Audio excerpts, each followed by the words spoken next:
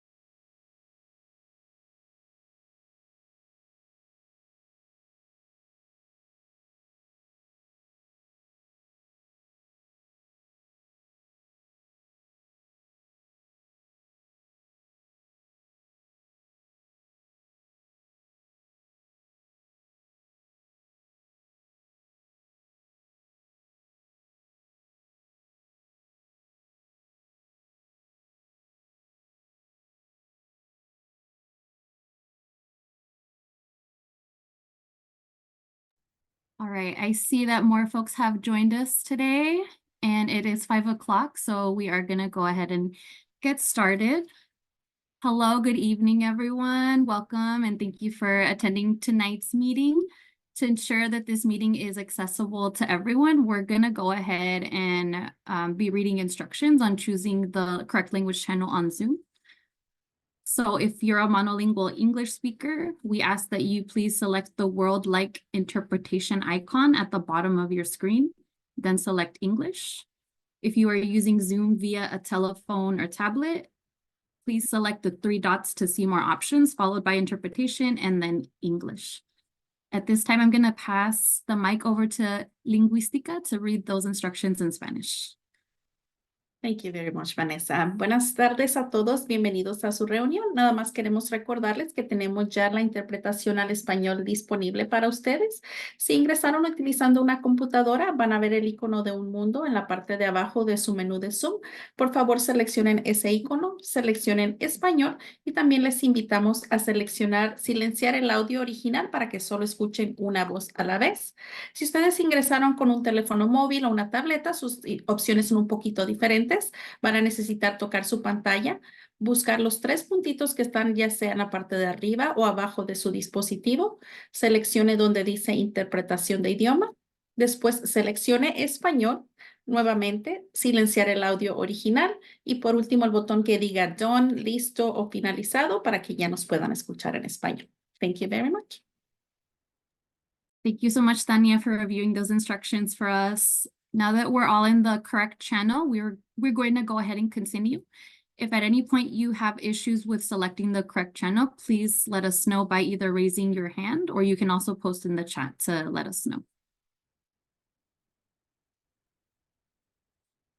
All right, good evening, everyone. Once again, Happy New Year.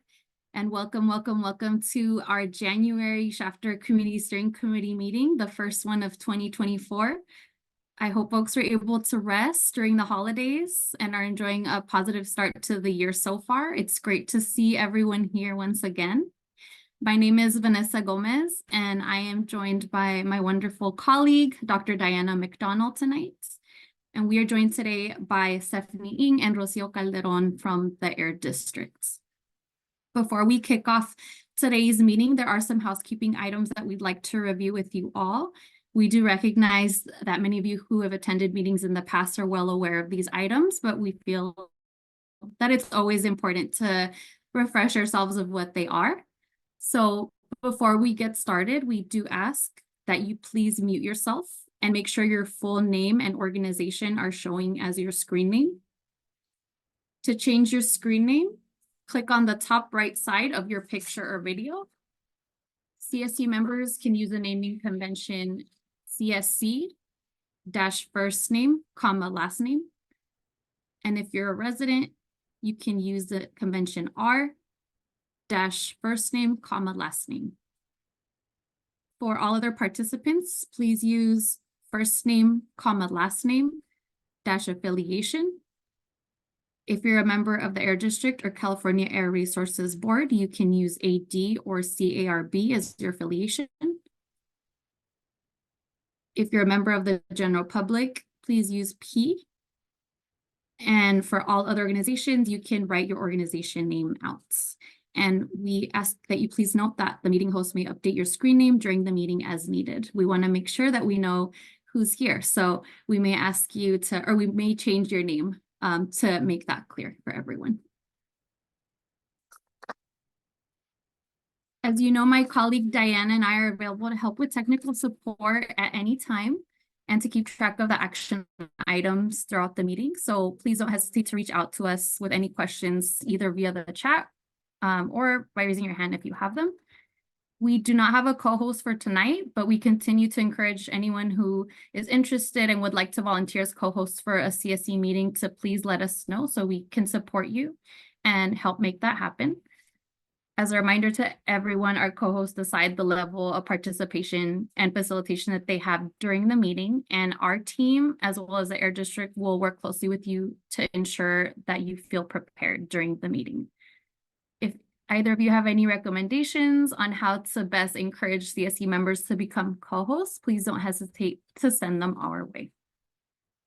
And as always, we want to thank you so much for taking the time to be here tonight.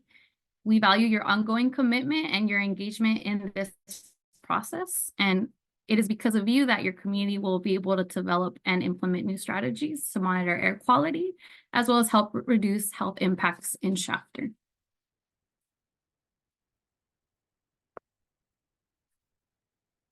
To ensure community input and participation during today's virtual meeting, we do ask that you please adhere to the commitments for engagement that you see in front of you on this slide. Before we continue, does anyone have any questions about any of these?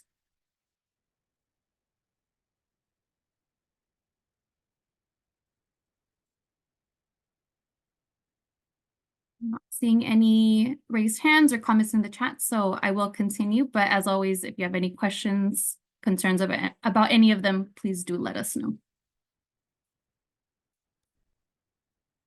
And as a reminder, before we launch into our first item on the agenda, please do not forget that the agenda topics for today's meeting are a direct representation of the topics requested by CSC members. In other words, these are topics that the CSC has asked to have a discussion about either in the last CSC meeting or during the most recent agenda setting meeting. And to provide a brief summary of what to expect for tonight, today's agenda topics are designed to provide updates on action items from last month's meeting, share a review of the Dial-A-Ride program, as well as updates on air monitoring and SERP implementation progress, and provide standing updates. Also, as you can see, we do have a public comment item at the end of each meeting, but we encourage you to ask questions at any point after each agenda item if you have them, so that you don't have to wait until the very end to ask your questions or provide your comments, concerns, all of that. At this time, I'd like to pass it on to Stephanie for welcoming remarks. Thanks so much, Vanessa. My name is Stephanie Ng, and I'm a program manager at the Valley Air District. I'm super excited to be with you all tonight. And like Vanessa shared, I hope you all had some great time to spend with your family and loved ones over the holiday. And we're just so excited to jump back into things as we're starting 2024. Like Vanessa, some updates tonight that are based on requests from previous meetings and our agenda setting meeting. And so we're looking forward to going through those with you all tonight. Just for transparency, I do just want to share that from the Air District, we do have a handful of staff here to support tonight's meeting. And so I'll just run through these folks just really briefly. We have Rocio, who is your Shafter liaison with the district. And we also have Maricela and Michelle with our outreach and communications team, as well as Jamie Holt. Tonight, we are planning on having an air monitoring update. So you'll see Tanner and Robert from our air monitoring team, as well as Ryan Dominowski, who's there to answer any questions that you all might have related to our grant programs. And with that, I'm really looking forward to tonight's meeting.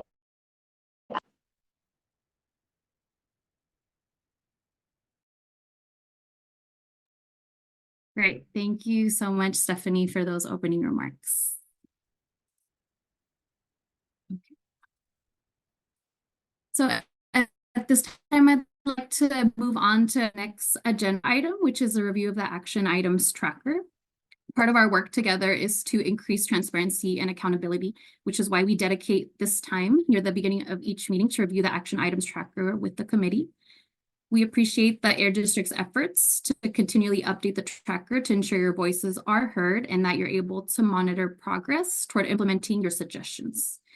As a reminder to everyone, at the end of each meeting, we share action items that we've written down with the CSC and encourage members to either add action items that we should have tracked and might have missed, or to make changes to the existing ones in case we misinterpreted any of the items. As Rocio provides updates, please feel free to ask for clarification. Our team will be sure to take note of any follow-up questions that are asked, and if they can't be answered tonight, we'll make sure to return to your questions at a future meeting. Rocio, please go ahead whenever you're ready. Thank you, Vanessa. Hi, everyone. This is Rocio. Happy New Year's. I'm gonna go ahead and start sharing my screen so we can get started with the action items. Okay, can everyone see my screen? Yes. Perfect, thank you. So starting off with the in-progress action item. In the last CSC meeting, we had a CSC member show interest in moving additional funds to the low dust nut harvester program, as this measure has been completed already. And so this conversation was continued during the November agenda setting meeting, and the CSC did decide to circle back to this conversation and bring it to a future CSC meeting to discuss. However, today we will be hearing an update from the low dust nut harvester measure during the air monitoring update. Moving on to the completed action items. So in the last CSC meeting, we did have a few folks request to receive hard copies of the meeting materials. So we went ahead and sent those out to them. Moving on to the next action item for the Air District to share the locations of the EV chargers that are installed in Shafter. And so there's a total of 6 projects that have been completed. There is 3 level 2 chargers at the City of Shafter Public Works Corporation and Technical Services site. And there's also another 3 level 2 chargers at the Richland Chevrolet. And so these next 2 action items were actually for the Air District to send an email to the CSC with updates. And so we went ahead and did that on December 14th, where we sent updates from the Air District and partner agencies, including CARP. And moving on to the ongoing action items. So for the Air District to bring the CSC updates on meetings with the City of Shafter. And so the district did meet with the City of Shafter in December, and we discussed funding opportunities that they can take advantage of that are in our SERP. And so we'll make sure to share with the CSC any updates that come from those, and we'll continue working with the City of Shafter and other government agencies to continue moving forward with the SERP measures. Moving on to the next action item for the Air District to bring updates to the CSC as urban greening planting is happening. And as you folks might remember, in the last CSC meeting, we did have a discussion for urban greening and vegetative barriers. And we're happy to share that those contracts for the projects have been offered. And so hopefully we'll be seeing some trees to come soon in the Shafter community. And for the last action item, it was for the Air District to continue doing outreach for the low dust nut harvester and the vegetative barrier program. And so we'll make sure to continue bringing those updates to the CSC as we get information on those. And that's all for the action items. I'm happy to take any questions if there's any. Don't see any raised hands. Don't see anything in the chat. I'll pass it back to you, Diana. Oh, I see Linda's hand up. Go ahead. I just had a question. You said that there was 6 chargers level 2, but you said there's 3 at Richland and 2 at the city yard, public works yard. Where's the other one? There's 3 at both of those sites. Oh, 3. Okay, yeah, sorry. I can go back there. No, it's okay. I just was trying. And how do we advertise those? Or is that something that just populates on an electric car? Steph, do you have any information on that? Yeah, thanks for Sue, and thanks Linda for your question. I'm not sure if the city has like a list of chargers that are available, but we can certainly follow up with their team and then our grant team to see what kind of advertising happens around those chargers. I can chime in too. We're actually working on a piece, an outreach piece just for EV owners that will point you to a variety of different apps. Most EV owners there's a whole bunch of apps online that basically tell you where all the chargers are in your whatever area you're looking in. So we're just looking at a piece that will, like the city, whoever could give out to anyone that was interested in finding out where chargers are. For if you drive an EV, those smartphone applications are you have to have them if you're out in the world. Okay, thank you. I haven't seen them personally out, so I just wanted to make sure that people were able to access them. Thank you. Thank you, Linda. Bianca, I see that you have your hand raised. Please go ahead. Are those charging stations also open for buses, the electric buses? Hey Bianca, this is Stephanie. Those chargers are for passenger vehicles, so kind of the cars that you and I drive. They're not, the infrastructure isn't meant for something like a bus. Be a separate piece of charging infrastructure. But maybe to this point, these are kind of per this program, these are publicly accessible chargers. So if folks do, have an EV that they want to charge, these are some additional sites in the community. Jamie mentioning that there are apps that you can use to find other chargers in the Shafter community. I think thumbs up from Linda. If there are no other questions related to the action items, happy to pass back to Vanessa. Great. Thank you so much, Stephanie. Next up on the agenda, we'd like to introduce you to and review an exciting transportation service available in Shafter, which is the Dial-A-Ride program. The goal of this agenda item is to make the CSC aware that this service is available to you all and to demonstrate how it operates. This program offers low-cost, on-demand transportation within the city to Shafter residents and visitors on a first-come, first-served basis. Here to talk more about the program and answer your questions is Rocio Mosqueda with the City of Shafter. Before we continue with the presentation, are there any questions or comments that folks would like to share? Vanessa, there's a question from Bianca, I think, about the charging stations. That's, I think, a real quick one that maybe we could get into. If they're in a close area or all of them are open to the public. And I think, Stephanie, you said they are all open to the public. And Bianca, I'm not sure what you mean in a close area. If it's fenced up and closed closed by area. a closed area, sorry. No, I misread what you wrote. This is Stephanie. While I'm not sure, I do believe one of the areas might have kind of an enclosure around it. As part of this program, the chargers are meant to be accessed by the public. So they're not, there's time through the day that folks should just be able to use those chargers.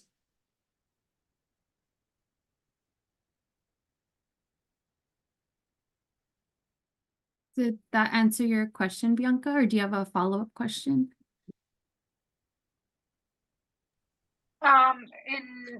After hours, do they have to call a number so they could get any area open for charging?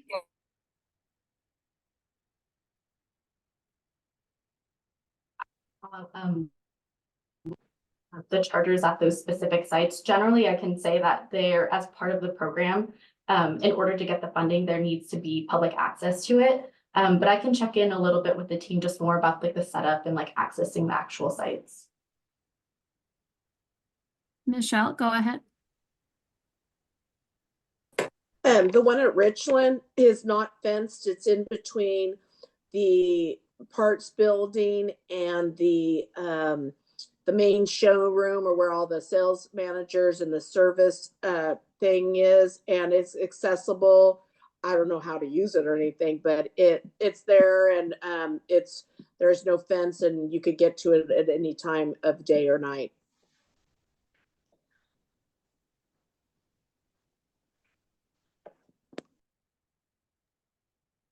Thanks, Michelle.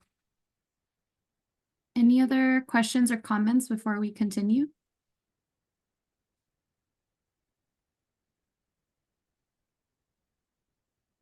Not see any hands raised or comments in the chat. So at this time, I'm gonna ask Rocio if you would prefer questions during or after your presentation. Sorry, I think it would be best. We'll just go through it through the presentation. And I'll go through it. If there's any questions, I don't mind pausing, and answering questions. So that's quite fine. That's okay. Okay, sounds good. Thank you so much, Rocio. In that case, the floor is yours. Please continue whenever you're ready. So first of all, I'd like to say thank you for inviting me to speak tonight on behalf of City of Shafter, the Dial Ride program. We're really excited and happy to have been awarded through the San Joaquin Valley Air Pollution District, the 400,000K. That's going to help replace 4 gasoline vehicles, which will help us with eliminating zero emissions. So that's going to be pretty good. But getting just right into it, let's just talk a little bit about the program. Let me see if I can move this screen so I could see it a little bit better. But essentially, Shafter Dial Ride consists of providing services, door-to-door transportation within the city limits. The Shafter Dial Ride provides low-cost transportation to Shafter residents, visitors, including those with limited mobility. Services are provided on a first-come, first-served basis. So it's the order of the call that comes in that we pick up our passengers. Services are available Monday through Friday from 7:30 to 4:15 p.m. and on Saturdays from 9 to 3 p.m. We just added the Saturday service with funding that we received from LCTOP, low carbon, I forget the acronym, what it fully stands for, but we received money. So we've implemented back the Saturday service back in October of last year. And so we are doing pretty good. The services does not operate on Sundays or on designated holidays. Our Dial a Ride service request phone number is listed at 661-746-2955, and our website address is the www.shafter.com. Let me see if I can go to the next one.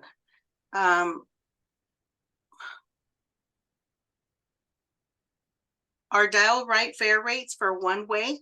The only thing that we do right now is we do only accept cash. We're looking at other grants that are available to implement so that we are able to accept payments through PayPal, Venmo, make it electronic. So that is one of our goals that we're looking at doing. But currently the general public fare rate is $1.50. Senior citizens ages 62 and over, $1.25. Disabled, $1.25, and youths are from 5 to 12 years old are $1.25, and children 0 to 4 $1.25, and up to 2 children ride free with the paying adult ticket. And then we also do service our outer city areas such as the airport, the industrial park, the Shafter Cemetery, and Gossamer Grove for $4.25 a one-way ticket. We also provide a program. It's called the Frequent Rider Program that's available. If you purchase 10 rides, you essentially get one for free. So those can be purchased directly from the transit drivers, or they can come to City Hall at the Finance Department and purchase the ticket themselves. And that's for, again, just one way. Then we also have what's called a fixed route. There's particular locations here within the city that are very common that we have requests to go out and do pickups. Unfortunately, this fixed route is on a fixed schedule. Therefore, you have to call for services. So it depends if the drivers have the demand for it and they get a call. They go out to do the pickups, and the fare is fairly priced. It's only 25 cents more than the regular fares for each of the categories. We also offer the same thing, up to 2 children ride for free with the paying adult. And then it provides a time of when they go to these designated areas. So the designated areas that were identified are called the Mexican Colony, Smith's Corner, and the North Kern Labor Camp. And those are the times that our bus drivers go out there to pick up passengers, but they do need to call in and request the service. Otherwise, they will not go out. It's a demand. So that way it doesn't interrupt the regular demand response program. We also just recently, and last year, I believe it was December, we moved with partnership with the Kern Transit, the bus stop was moved. We used to have it located right here on the corner of City Hall, and it was moved for traffic issues and for, health and safety. It was moved to Stringham Park off of James Street and just north of Lerdo Highway. So these are the times. The route is the 110 for from that stops here to goes to Bakersfield and then comes back from Bakersfield. And this is essentially the time that they come and they stop here in Shafter. And this is the bus stop. We are looking at enhancing the area a little bit more and adding possibly additional benches and just tidying it up a little bit more to make it more welcome for the residents to be able to use. But here's the sign for the Kern Transit and the information from Kern Transit as well, if you'd like more information. The Dial Ride program, in talking to staff, we communicated that Administrative Services Department only handles the Dial Ride program. All the other functions for the other charges that you guys were discussing just earlier in the meeting, those are for public works. So we only truly handle whatever's related to public transit is through the Administrative Services Division, which the Administrative Services Director, his name's Rogelio Sanchez. He's the director of the Finance Department, and I am Rocio Mosqueda, the accounting manager, and I oversee the Dial Ride operations. Just to give an idea to the public, we have personnel that's in the full operations. We have one lead full-time driver who handles driving as a backup to the part-time drivers and also does the office work related to the transit. We have two part-time bus drivers and one full-time bus driver.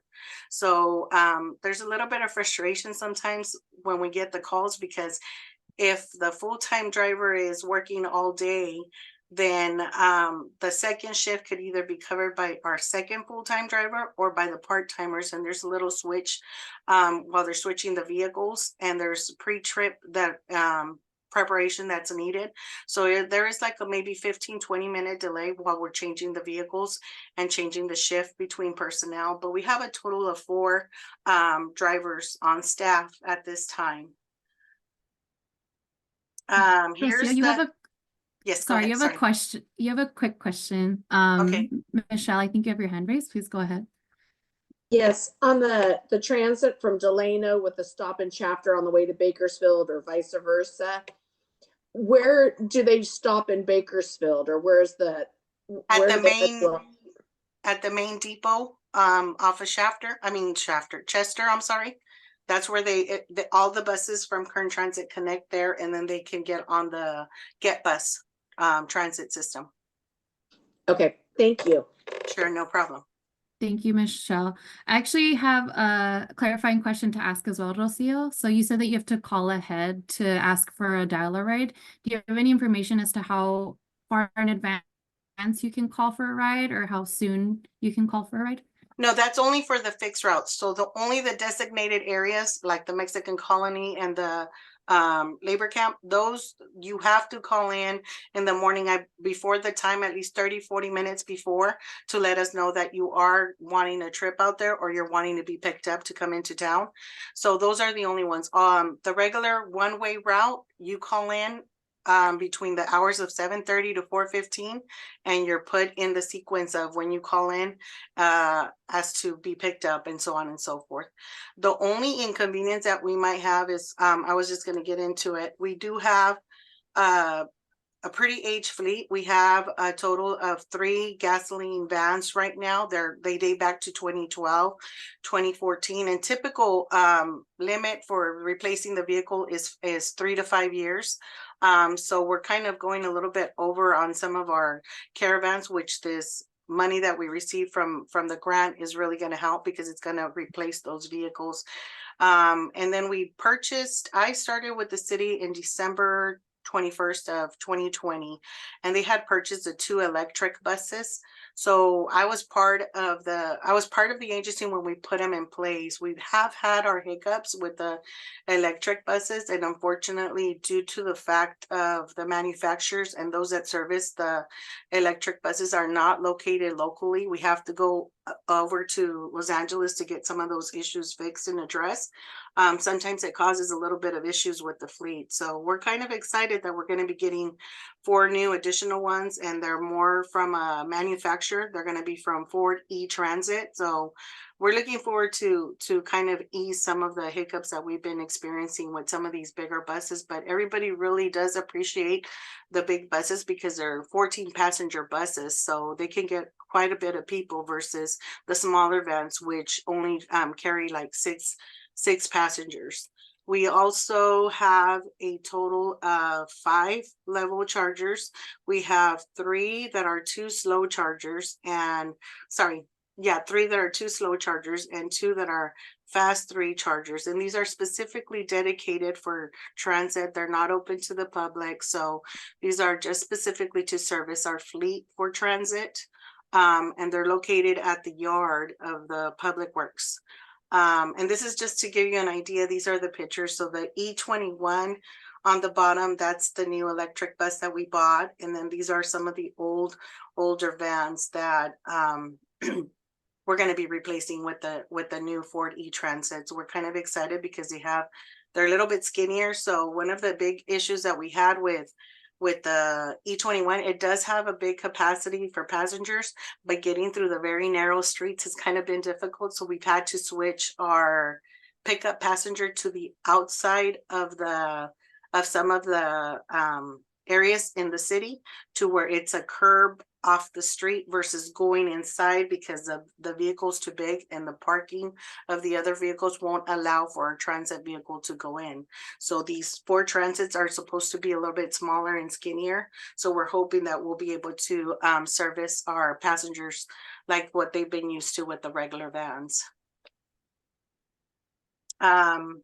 As you guys know, City of Shafter Dalright was awarded the 400 grant from the San Joaquin Valley Air Pollution District, thanks to the AB 617 Community Emissions Reduction Program. So we'll be replacing these particular vehicles and getting a total of 3 40 transits and 1 hybrid plug-in Chrysler Pacifica.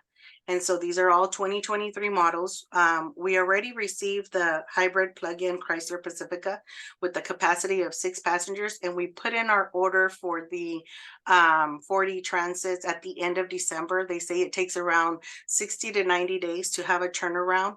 So we're hoping to get them by early March, end of March, so that we can put them in operation. And as you know, part of the program is that once we get the new vehicles, we must dismantle and demolish the older vehicles at a facility that's authorized. So we're going to be doing that. But we'd like to thank the Shafter Steering Committee for voting for making us part of the program. When we initially came on board, we met with the San Joaquin Valley Air Pollution District, and we discussed some of the issues that we were having with the electric buses, and they were very helpful in trying to find funding for the city of Shafter to be able to help us. So without that funding, it wouldn't have been possible to have done it at the rate that we're doing it now.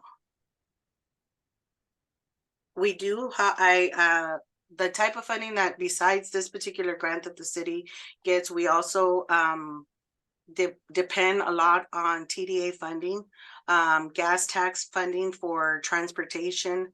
So part of the requirement to be able to receive that funding from Kern COG Kern Council of Governments is to hold an unmet transit needs public hearing to make sure that we provide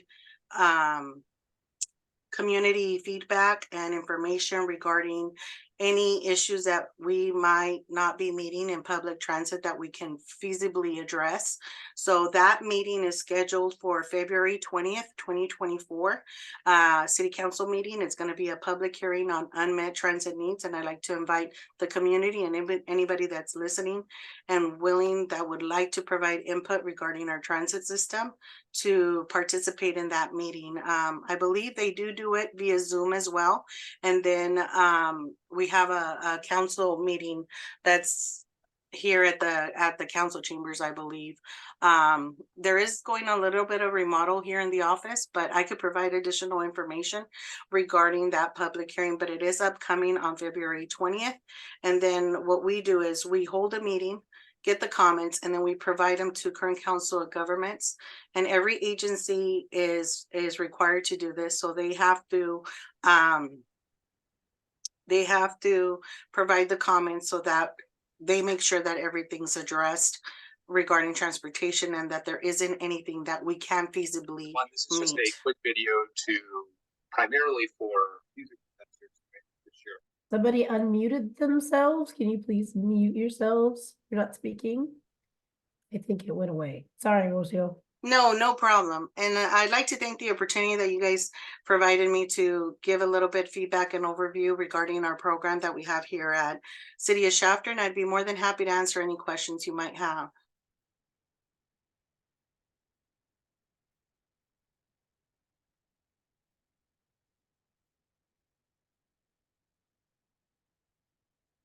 Hi, Rocio. This is Lorena Mendiblis with Caltrans. How are you doing? I'm doing good. Good. I think you were in McFarland first, right? Weren't you working for McFarland, City of McFarland at one time? Yes, I was. Yes, okay. Yeah, because I think I emailed you, but I know now you're at City Shafter. Congratulations. Thank you. Yeah, I just wanted to see if I could get your email information. And then the unmet needs, is that meeting going to take place at Kern COG or at your agency? So there's two meetings. The first one is at each of the jurisdictions. So we're going to have it here at City of Shafter. We do our public hearing. We forward our comments to Kern COG, and then they also hold a separate public hearing on top of that. So Okay. there's plenty of opportunity for public comment and public participation regarding the transit. Okay, perfect. Yeah. I also wanted to reach out as well. I am going to be transitioning over to a transit coordinating position here at Caltrans, and so any information or transit needs that is needed, especially on state routes, I would like to be contacted, and I will be reaching out to the smaller communities like McFarland, City of Shafter, and for Kern and Tulare. And so I'm hoping that I can circle back later and discuss, any funding opportunities regarding transit. So thank you again. Yes, definitely. Thank you. Okay.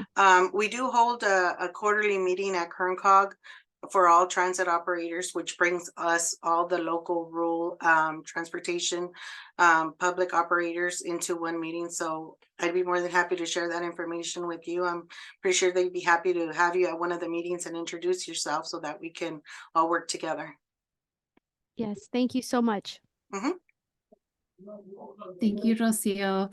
I have a question from Bianca in the chat. She wants to know when the time of the public comment meeting is. I believe the one on the 20th. Okay, so on the our council 25th. meetings start at 6 o'clock in the afternoon, and so they run until they're over. I can provide you the agenda, or you're more than welcome, whoever, to go to our city website at www.shafter.com and go to the city council meeting and agenda, and you'll be able to see the meeting and place and information regarding whether it's going to be a Zoom meeting, and it provides all the details. Thank you, Rocio. Stephanie, you have your hand raised. Thanks, Vanessa, and thanks, Rocio, so much for presenting all of this information. Maybe a quick question I have for you is that kind of similar. It seems like folks are interested in participating with this process. We typically will share out updates following the meeting. And maybe just to simplify things, I'm wondering if following the meeting, you can share with our team that information and we can just share it out with the whole group. That way, folks can participate. And I may be just wondering also just generally with this, like if folks haven't participated in an unmet needs like assessment before, can you give us like a sense or example of the types of things that they might provide comment on, like things like buses, bike lanes, like what types of things would folks provide comment on? Well, one of the issues that was brought to our attention was that they were requesting the weekend service for transit, and that was one of the needs that we were looking at meeting. So is this something that we could feasibly do? And so of course there's some requirements and some tests that you have to run in order to determine whether this is something that's feasible for us to do or not to do. Another one could be they might want us to have additional personnel. They feel that there isn't enough personnel, or whatever issues that they encounter that they haven't had the opportunity or haven't called in and provided comment to the staff.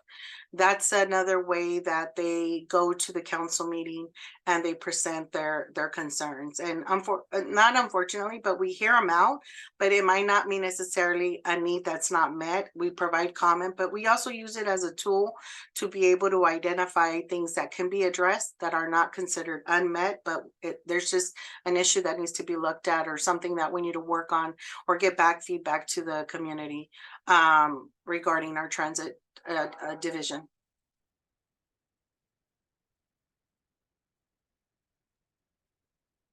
Thanks for that response. And for folks that are interested, we'll plan on sharing this out in an email so that folks can take a look and participate if they're interested.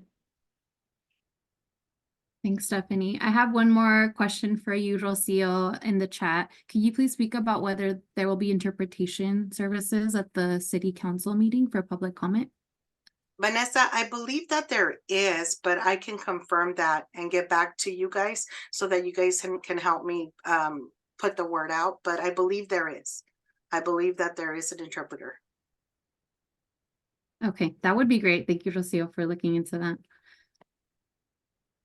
Any other questions or comments from folks about the Dial-A-Ride program or any of the info that you all heard today?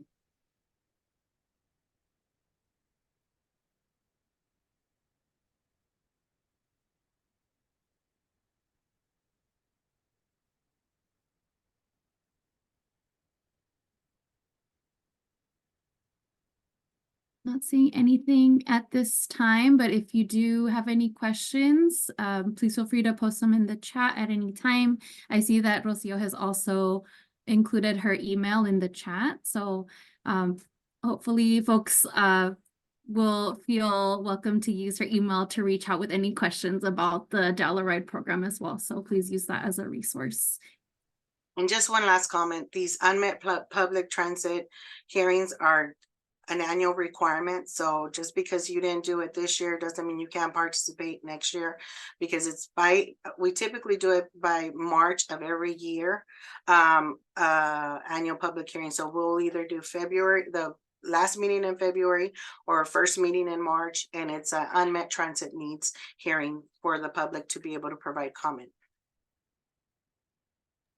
Yeah, thanks for driving that point home, Rocio. Very important for folks to provide public comment, and really thankful for you being here today, providing all this wonderful information. And I hope some folks can take advantage of this program in the near future. Definitely appreciate you guys having me. Thank you. All right, so at this time, I'd like to transition on to our next agenda item, which is a brief air monitoring update. The goal for this item is to provide an informational update and address some of the concerns that Shafter folks have voiced related to odors in the community as well as dust. As a reminder, air monitoring is beneficial to the community because it can serve as an important tool, not just ensure that individuals and businesses in Shafter are complying with local regulations, but it also has a potential to have a great impact on resident health and improve air quality by preventing further emissions in Shafter. So today, the Air District will be providing the CSC with information about the status of air monitoring, data collection and analysis, as well as the status of community air monitoring network implementation.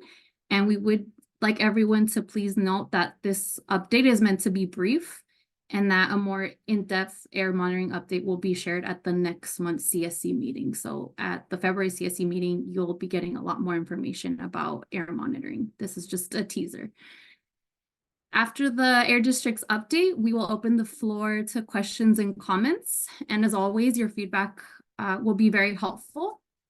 In this case, it'll help the Air District prepare for next month's more comprehensive air monitoring update. So definitely encourage you to share your thoughts, your questions, reflections during this time. And please don't hesitate to raise your hand to share, or you can also share in the chat if you would rather do that. So before we continue, does anyone have any questions?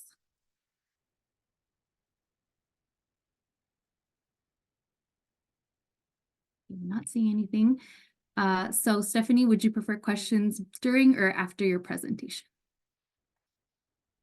Thanks, Vanessa. I think there's a couple of breaking kind of sections in our presentation, and so we'll pause after each section for questions. Sounds good. Thank you. The floor is yours. Thanks, Vanessa. And today I'll be presenting with Tanner and Robert Gillis from our air monitoring team. I'm going to kick off the presentation, but just wanted to reiterate a couple of points that Vanessa mentioned. Like she said, this presentation is kind of stemmed from a couple of things. One of those is in response to some questions and concerns that community members had. One related to dust in the community, and two related to odor. This was a concern that folks brought up a little while ago, back in, I believe, last May. And this presentation will kind of describe high level, kind of process-wise, how the district responded to these concerns, and how, kind of like Vanessa mentioned, this is almost setting up a presentation to kind of have a further air monitoring discussion in our February meeting.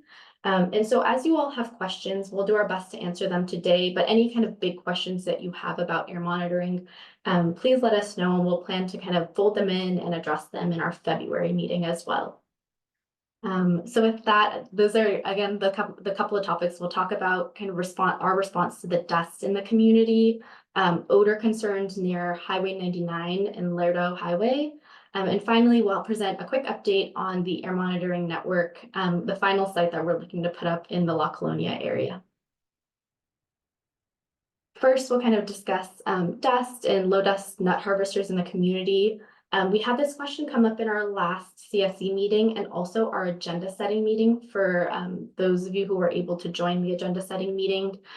In these meetings, CSC members have had questions about the low dust nut harvesters that are operating in the community and their impact on dust. A couple of things that the district is a couple of ways in which the district is responding to these concerns and is continuing to respond is analyzing the community air quality data. And so this is in response to concerns, but also just a long-term commitment we have to you all and the committee is, of course, we do have our community air monitors set up, and we want to analyze the data to see what impacts are happening in the community. We are also conducting outreach to folks that might participate in the program in high priority areas. There are areas that community members have let us know that there's a lot of dust, especially during harvest season, as you know, I think it's top of mind because we just had a harvest season pass. So we are continuing to conduct outreach. And then also, this was something that Rocio mentioned in our action items, but also something that came up in our last agenda setting. If it is of interest and supported by the CSC, we could potentially consider a funding reallocation to support the replacement of additional conventional equipment. And so this kind of GIF, the picture that's moving here on the side, is just a reminder to us of what kind of equipment. The bottom one is kind of the conventional nut harvesting equipment, and the top, it's not zero dust, but it's a low dust nut harvester equipment that's operating in the community thanks to the AB 617 program. Next slide, please. So as a reminder to folks, I'll just talk really high level about the measure that's in our community emissions reduction program, or CERP. To date, there are 25 conventional almond harvesters that have been replaced with low dust harvesters in the Shafter AB 617 community.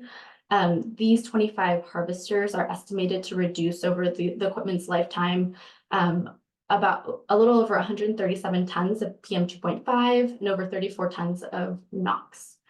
So we have this measure that's in the SERP, all of the funding has been spent in the measure, but that doesn't mean that the district can't continue to conduct outreach. We do have a valley-wide program that's available. There is a bit of a wait list for it, and it has a lower incentive amount, but that doesn't mean that we can't continue to reach out to folks about that program. And then also work with you all should there be interest to explore options for funding reallocation. And so that we are continuing to reach out to growers, particularly around the La Colonia area where we know there are homes really close to fields. And then also we can consider reallocating funds to support additional replacements if the CSC does support it. Maybe I'll try speaker or something. Somebody came off of mute. If you could mute yourself if you're not speaking. Thank you. Sorry. Thanks. Thank you. And just to kind of put it in context, we are aware of about 10 individuals who would take advantage of the program if more funding would become available. And so this is just kind of context. We just have heard that there could be potential interest in the committee to take advantage of additional funds to support this measure. And so this is just us bringing kind of more information to you all about kind of the situation with the low dust nut harvesters and how the measure stands as now. And kind of the other half of this is in terms of the air quality data, something that we did want to explore is potentially understanding the impact these impacts that we're seeing in the data. And so right now I'll go ahead and pass to Tanner and our air quality team to go over the rest of the presentation. Awesome. Thank you so much, Stephanie. Yeah. I'm Tanner Johnston. I work in the AQA department. So work with a lot of air quality analysis. So of course I'm here to kind of take it from here and look at some of the analysis side of things. But again, of course, next month we'll have another meeting where I'll probably be, presenting something else and probably answering more analysis questions. So, since 2023 started and we've, given out these low dust nut harvesters, we've actually seen a decrease in average PM2.5 of about 5 to 10 micrograms. And for PM10 averages, we have also seen approximately an average of about 16 micrograms lower. And the reason why we're comparing our current data with a 3-year average is because having an average of multiple years is much more representative of the typical conditions, probably around this harvesting season. The only other thing to mention is that for PM10 specifically, we had to use 2021 through 2022 data because, of course, the Shafter DMV site, the only one that records PM10 data for Shafter, wasn't put up until late 2020. But other than that, we have seen, quite the reduction in comparison to the past few years in both PM10 and PM2.5. So now, the exact cause of these PM10 levels and PM2.5 levels being lower could be a result of multiple factors and cannot be, solely attributed to, low dust nut harvesters. But, many other conditions matter as well.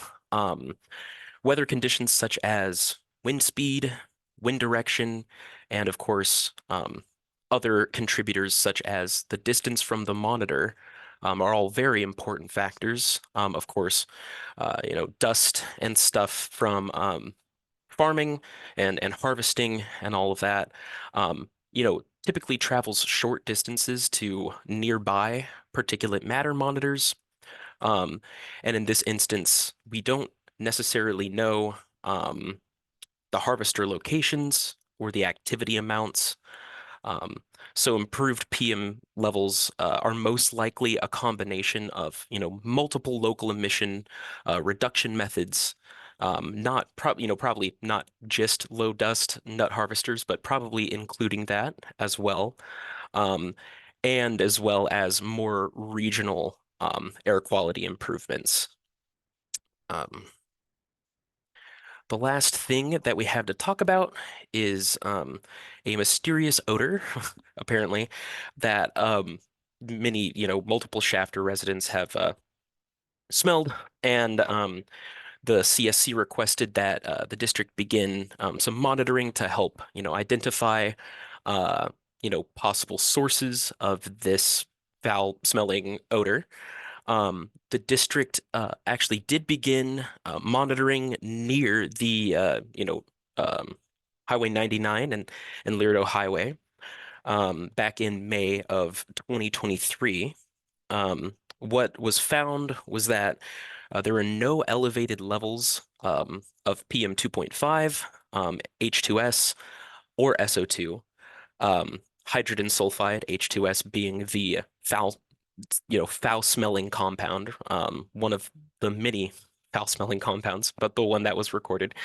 And the only other notable thing is that NO2 values were slightly elevated, but the reasoning behind that is this monitoring station was positioned, as it says in the name, next to Highway 99 and Laredo Highway. And so that is just thought to be emissions from, many, many vehicles, passing on the freeway, and many people, pulling off of the freeway. And there's a lot of traffic and a lot of activity over there, when it comes to vehicles. And the other notable thing is that the team that went and set up this this van monitor and performed maintenance and stuff on it as well never observed an odor when they were there. But of course, we'll continue monitoring this into the winter, through this winter. And please, if you're able, if you smell that smelly smell, please go ahead and report it to us or notify us as quickly as possible so we can have a bit more, a pretty good time frame of when this might be occurring, and we might be able to do a bit more. So I'm excited to possibly continue that analysis. The last Sorry, Tanner, you oh. have a question, Linda? Oh, yeah. Please go ahead. Going back to your last item about the smell, I'm just curious, that van you were collecting data, was that on the east side of the highway by the water tank? I believe so, yes. Okay. And so I just wanted to kind of clarify where the smell was coming from. So it's coming from the freeway area?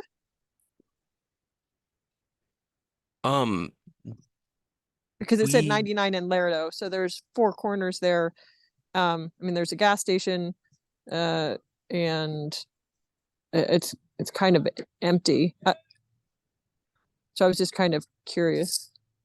Yeah, we're not sure if that's where the smell is directly coming from. There is a garlic, plant and some other things over there that, may produce, something like that. But when our team was out there and everything, they weren't able to smell anything.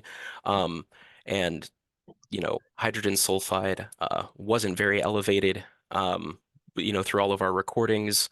And so currently it's, a bit inconclusive. The only thing that we really saw was elevated NO2, but that's likely due to, freeway hustle and bustle. Other than that, we're just going to continue monitoring it and see if we can find any more evidence for it. And I might be able to add a little bit there.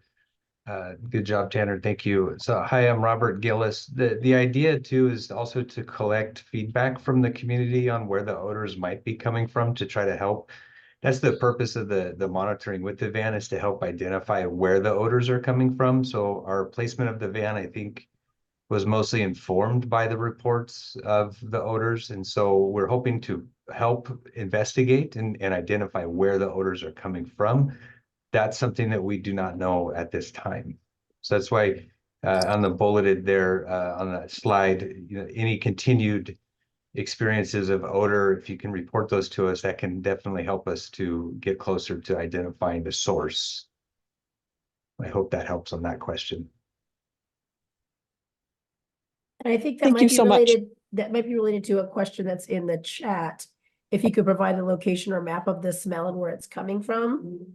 Is that question asking the air district to provide that, or Lorena, are you asking people who are reporting to? Yeah, hello, this is Lorena Mendivas with Caltrans. Yeah, if it's on the state route, that's something that we should be notified in regards to a smell. It would be helpful to know if you have a map or if there's a cross street that you can tell us the exact area. That way we can at least send some of our maintenance guys out there to see it's better to be safe than sorry. And so if you have any other information, please send to me and I can maybe have someone drive out there as well. So if it's either the Air Resource Board or the community, if they know any information, that would be helpful.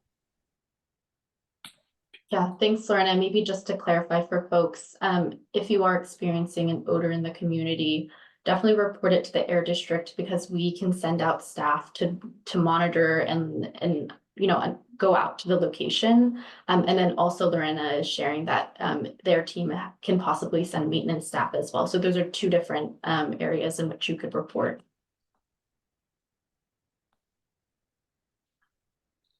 Thank you, Stephanie. Thank you, Lorena. Linda, does that answer your question, or do you have a follow-up question?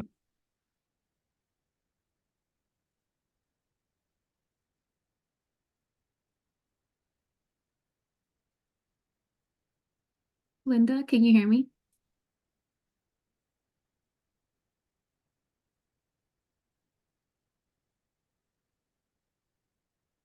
We'll get back to Linda. Angelica, I saw that you had your hand raised. Please go ahead.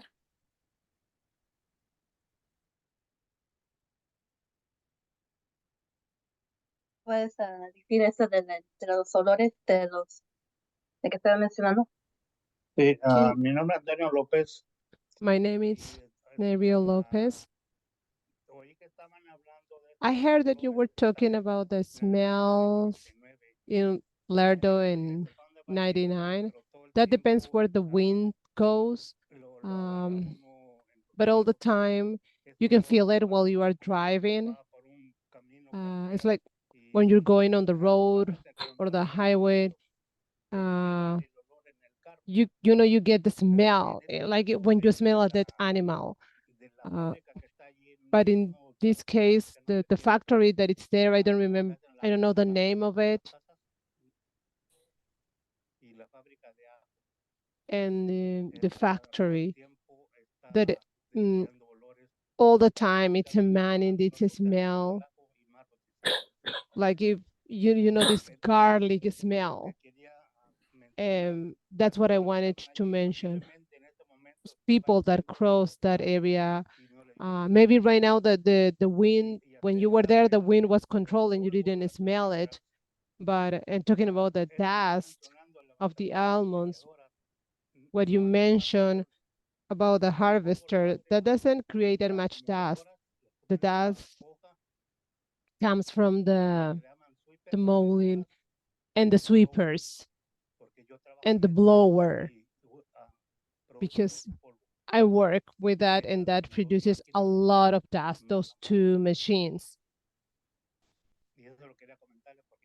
That's what I wanted to comment because I work with that equipment. That's everything. Thank you.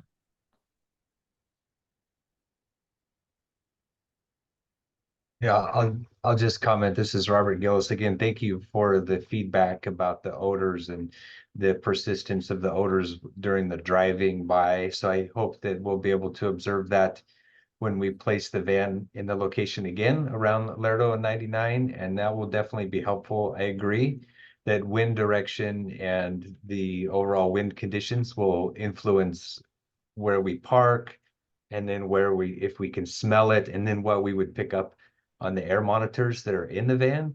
So this right now is our sharing of what we did experience when we were there, that we didn't smell the odors. So it's not as surprising that we don't see as much data in the van monitoring data that would suggest wind direction of where the odors were coming from. So we hope to continue to place the van and monitor in this area more, so that we can hope to be there when the odors are smelled, and then we can compare to the data that's collected with the monitoring van. And the feedback about the almond equipment and operation is helpful as well. Thank you. Thank you, Robert, and thank you, Angelica, for voicing that very valid concern.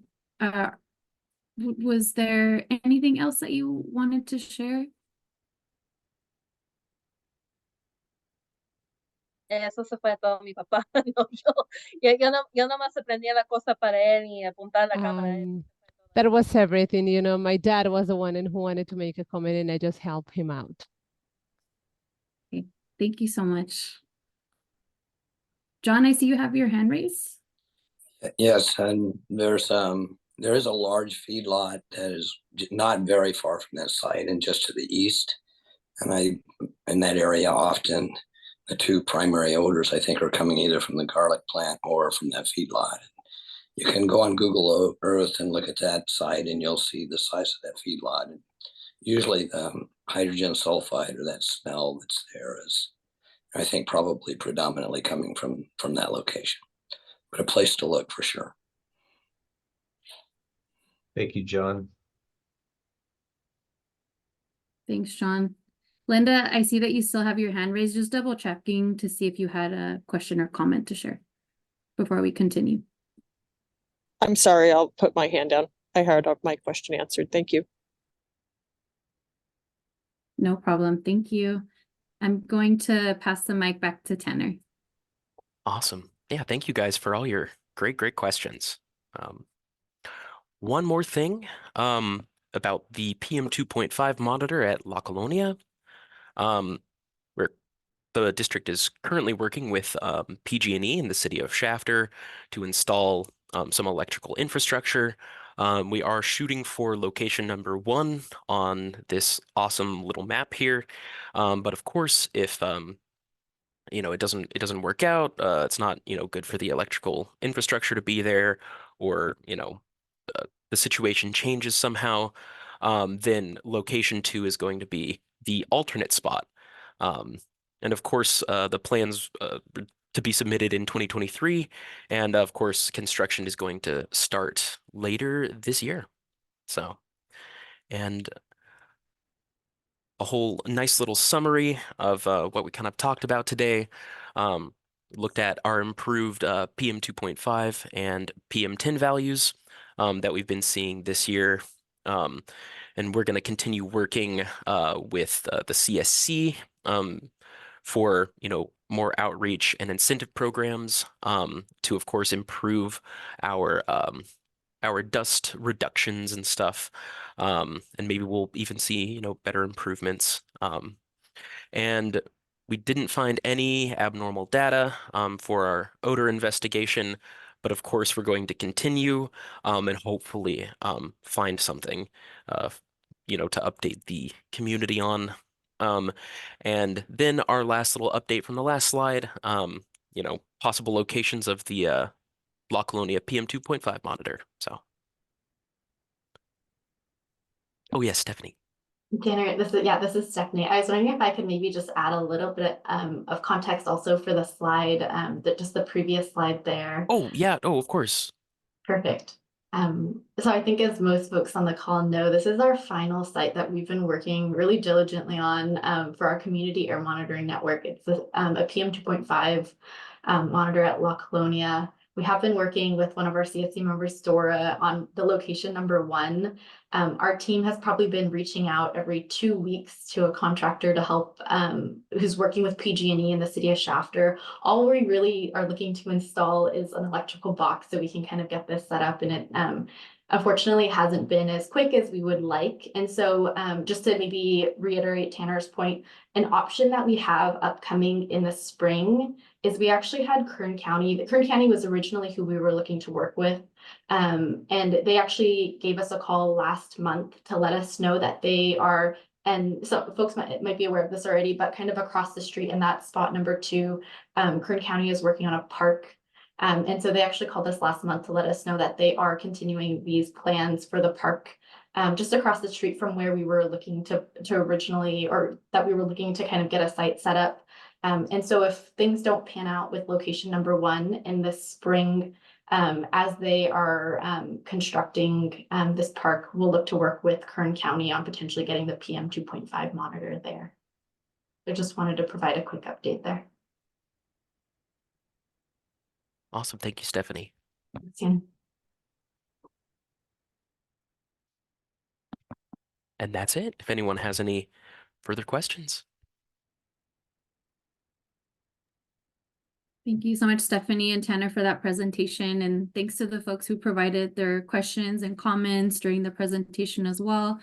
Like I mentioned previously, this is meant to be a brief air monitoring update, but definitely looking forward to hearing any feedback, including additional questions, reflections about what you just heard about and saw. So please feel free to either raise your hand or you can also comment in the chat regarding today's presentation. And Bianca, I see you have your hand raised. Please go ahead. Sorry, I waited until the last moment. I didn't know when to ask my question, but I did have questions on the nut, the low dust nut harvesters. One thing I saw in the presentation that Stephanie mentioned that there were 3 individuals who would want to take advantage of it. Have has the air district considered of doing the green barriers instead of the nut harvesters? And another question that I do have, has the air district measured,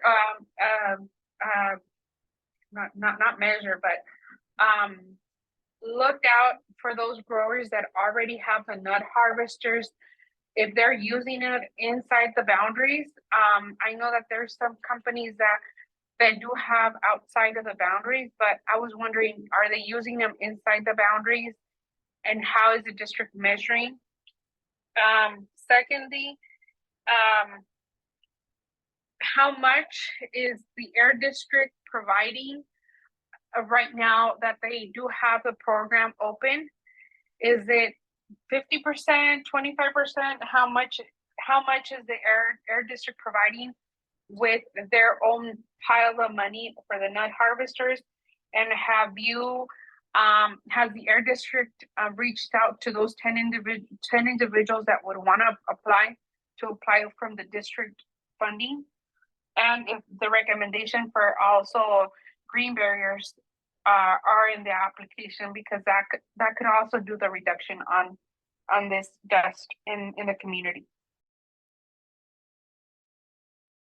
Thanks, Bianca. I heard 3 questions. I'll take a stab at addressing them, but I know we have Ryan Dominowski here. And Ryan, feel free to jump in for any of these responses. So the first is Bianca was asking about, so we do understand in working with the dealers in the area that there are about 5 to 10 individuals that would be interested in participating in this measure if there was the enhanced incentive amount. So maybe starting a little bit just like in terms of the question that you just asked about whether or not we've done outreach on the valley-wide kind of regular program.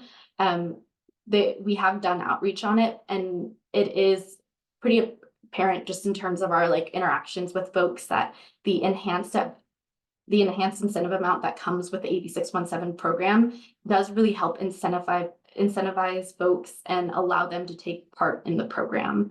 And so that's kind of the feedback that we got from those folks that were interested. They could be interested if there were additional funds through AB 617. And then maybe to your question just about whether or not for those folks we've reached out to vegetative about the vegetative barriers measure.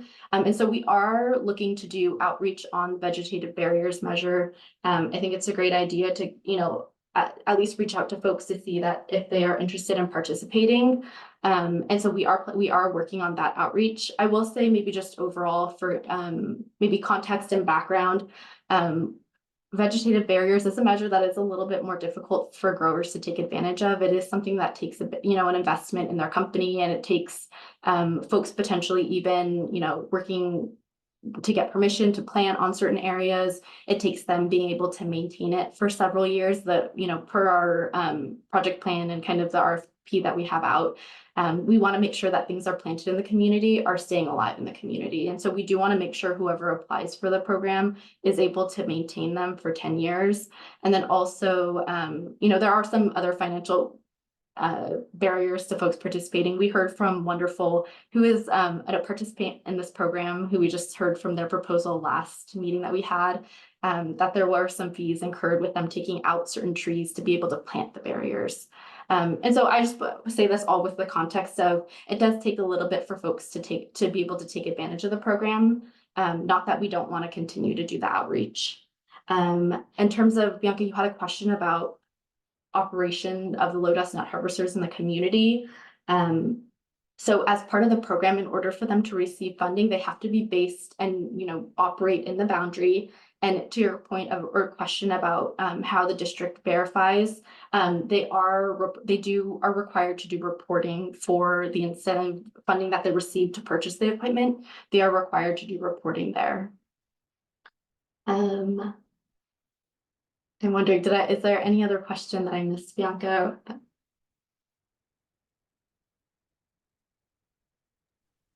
Is the Air District by any chance doing any monitoring during harvesting season in those areas where the nut harvesters are at? Because it's just the word of mouth. The application is if they're in the boundaries, but in reality, are they really using it? Would the Air District take that extra measure in making sure that or letting the residents know that this grower or this section of Shafter, they have a low harvester, so they could at least see if the measure is being completed or not. Secondly, I know that you were mentioning that it does take some time for the green barriers to fulfill the application, but I think it should be encouraged. It should not be discouraged, because growers do get a lot. In the first nut harvester application, they did receive a good amount of money. Those applicants did receive, as you mentioned, not only what the Air District already has, but an extra incentive. So I think we should really reconsider not giving more to the industry, but giving the opportunity to apply for other programs like the green barriers, because it's not a completely dust-free community. There's still some dust that are coming inside the community, and that green vegetative barriers will prevent a little bit of that dust to come inside. As the district already saw that Wonderful is doing their part, I think other growers should also take advantage of that and see that there's some changes that could happen in the community if everybody puts their part. I know that is one line of trees, but the difference that it makes in the health wise in the community is way, way bigger. And I think it should be incentivized if the applicants that already received the nut harvesters could submit those applications like Wonderful did. Thanks, Bianca. I 100% agree. Maybe I'll start with your first question just about verifying and understanding if they're operational. I'll speak maybe generally across all of our district programs of how our programs work to ensure that we are achieving emission reductions. And so typically for our programs, in order for someone to receive this incentive funding for like a cleaner piece of equipment or zero emission piece of equipment, they have to be scrapping an older piece of equipment and showing that their new equipment is operating in the community. That's how we see those emission reductions, right? If we have a piece of equipment that's operating and causing emissions, and then we have someone replace it and not using it, we're not seeing those emission reductions. And so that's why we verify that they can't use their old equipment by scrapping that equipment. And then also just in terms of kind of usage, again, this is something that we are able to determine with reporting.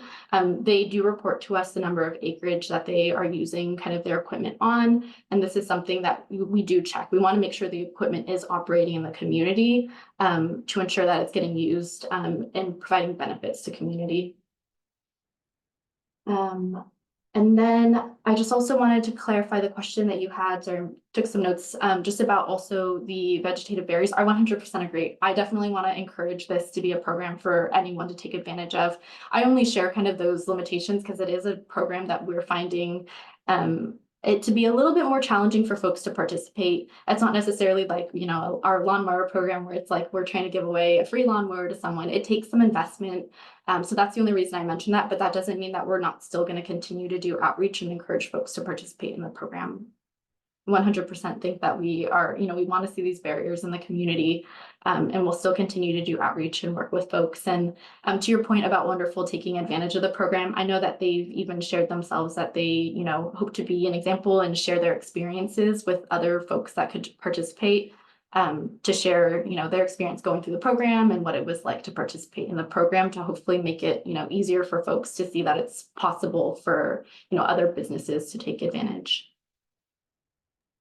Can the Air District provide that information to the growers that already applied for the nut harvesters as an example that there's some good neighbors that work in the ag but do want to make changes in the community? Yeah, maybe to your point, I do think, and then for folks that, I know that there were a handful of folks that attended because they're part of the, you know, both committees. We recently had a meeting in Arvin, Lamont, where we also talked about vegetative barriers. And folks in that committee had a really great idea to maybe put together a quick, like, one pager of, you know, if I was the business, how could I participate in the program? Like, what is this program and that information? So I do think that as we're reaching out to folks, that's something that the district is planning on putting together and can share out just to get folks aware of the program. And if folks are interested, we could be, you know, should they be willing and able to, we could definitely connect them to Wonderful. And then maybe I'll just respond. I saw Linda had a question about, let me go back to the chat, expanding barriers to city, county, and Caltrans. I'll just share overall, any kind of public agency or entity, there's something specific that's much more like official in our project plan, but overall kind of all of the entities that you just mentioned are public agencies that could take advantage of the program. Okay, thank you. I was just asking because I think in our last meeting or agenda setting meeting, we had mentioned that maybe if the farmers couldn't put up the ag barriers because they have to take out trees and it's going to cost a lot of money, that maybe on the roadway where, you know, I don't really know where the right of way of Caltrans or a city road or county road ends and begins and where the farmland meets. But I was just wondering if we could maybe reach out to them to see if there's anything that they could do to assist. That was all. Thank you. Yeah, thanks, Linda. I think that's a great suggestion. And I do see Lorena here, and I know, Lorena, you're not quite the person that in your department that works on those type of greening projects, but I know that my team has been in contact with yours just to discuss the measure a little more, and we can maybe talk offline about opportunities with this measure. Yeah, no, thank you. Yeah, we are very excited about this idea, but it would be our landscape architect who would be in charge of what type of trees and shrubs. And then we would also want to be partnering with the County of Kern to make sure that they're happy with what's going to be planted out there, what the city and what the community actually wants. So that would be it. But yeah, we can talk after. Thanks, everyone. I see that Bianca has her hand raised. Bianca, go ahead. I wanted to do a follow-up with what Linda was mentioning. that there's also some limitation. I know that the company Wonderful had in the past issues to see what right of way does Caltrans have, PG&E, and the city of Shafter. So I think also having those key players when those applications are happening, like the 10 potential applicants, to let them know, like, hey, this is the right of way of your lot. At least have that information when it comes to those applicants, so it can facilitate the application much faster. I think it would be good for the air district to facilitate that conversation. And now that we have a lot of the key players in the meeting.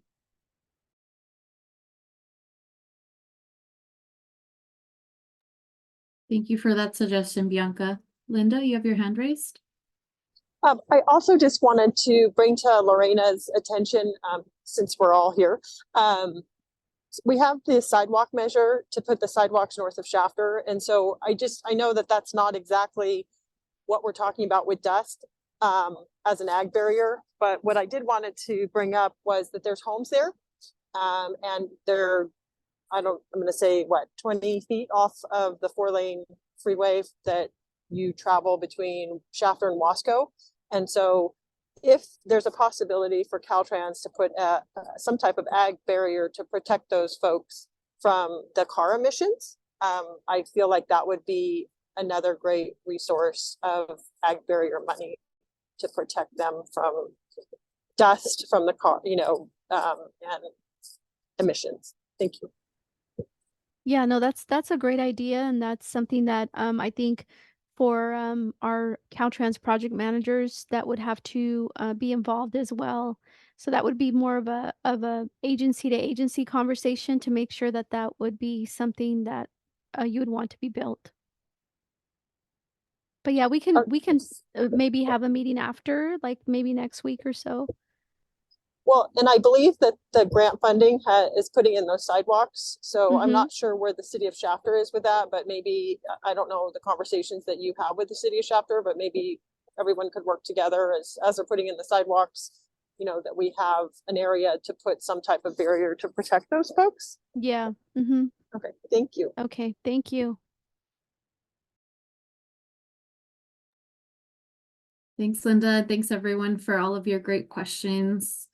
Does anyone else have anything to share related to the air monitoring update or any of the other topics that we've been discussing? So vegetative barriers, low dust nut harvesters. And vegetative barriers we will talk about also in the next item too. So I would say hold off on that until we get the update, but anything else we could do now.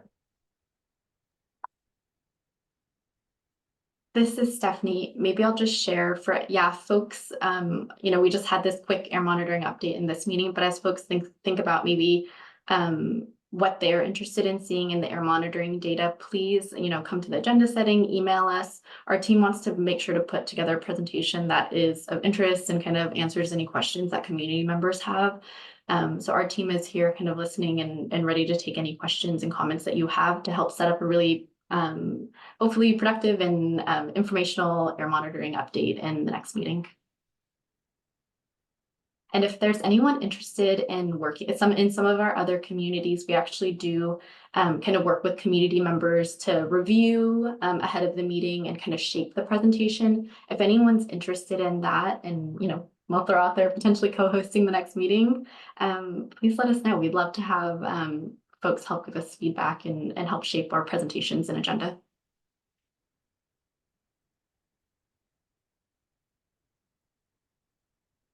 Thank you, Stephanie. I think that's a great transition to the next item, which is the SERP measure implementation update. And so the Air District is going to share some high-level updates about two specific measures. One we already started to talk about, the vegetative barriers, and then the other one is the fireplace wood stove change-out measure. The benefit to the community of these measures would be to reduce emissions from roads, highways, and of course, wood stoves. This presentation will be mostly informational. The Air District wants the CSC members to get more information about these two measures. And Air District folks, as you presented, I'd like to remind you that to remind us what each measure is, because we've talked about a bunch of measures kind of interchangeably. And so when you're talking about or changing which measure you're talking about, remind us which measure you're talking about and what that is. As always, we encourage you all to ask questions. And Stephanie, would you like questions during the update or at the end, or how would you like that to go? I am happy to take them anytime. Great. Well, the floor is yours.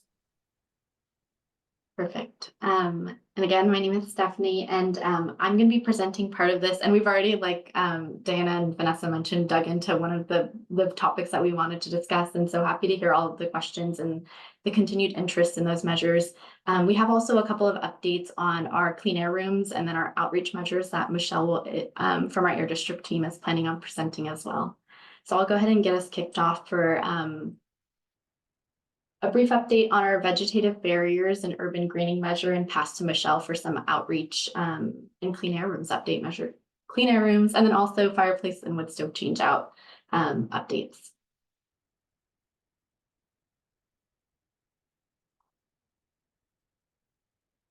So as an update to folks, Rocio mentioned this during action items earlier, but during our November meeting, we did present a host of updates in terms of our, especially our urban greening and vegetative barriers measure.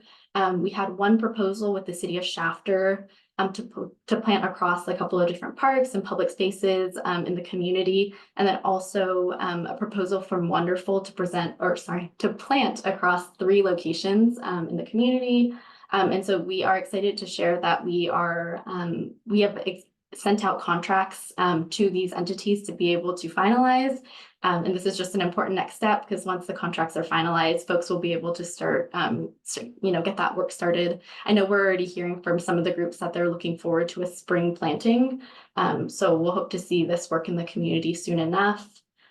And then also just in terms of kind of our urban greening and vegetative barriers measure, as an update to folks, our urban greening measure had $500,000 allocated to it, in which the city of Shafter did apply for all of that funding.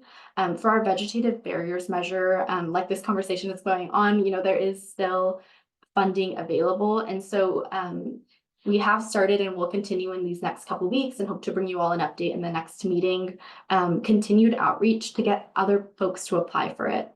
So some of the folks that we've continued to work on kind of with both in our Arbor-Vermont community and in this community is potentially working with Caltrans, potentially working with different schools.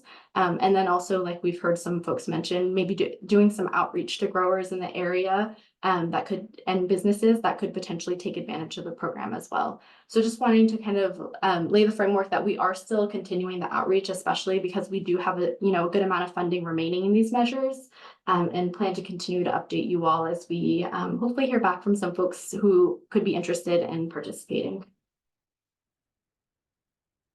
With that, I'll go ahead and pass to Michelle.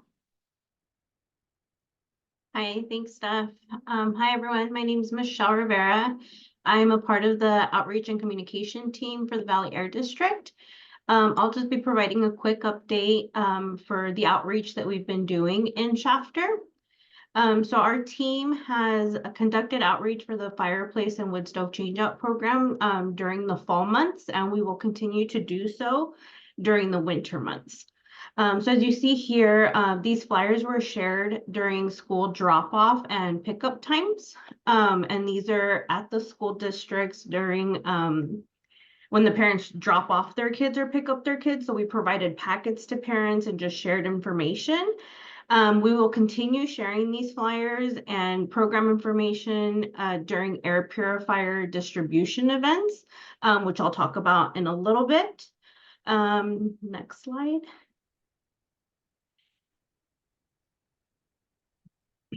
So our communication team has also utilized paid media for our fireplace and wood stove change out program. And this is utilized during the fall and winter months as well. One example of this is the Instant Experience campaign, which was used specifically for social media. And that was used on the Facebook platform. This concept utilized the Believe It theme, which was used for television and digital ads as well. And this is just a theme that we're using actual people that have received funding or have gone through the program, and we've used them to create our ads, and we place them out there in the community. Another form of paid media that was utilized was search engine marketing, and this uses search data and targets ad placement to residents in the community. Next slide.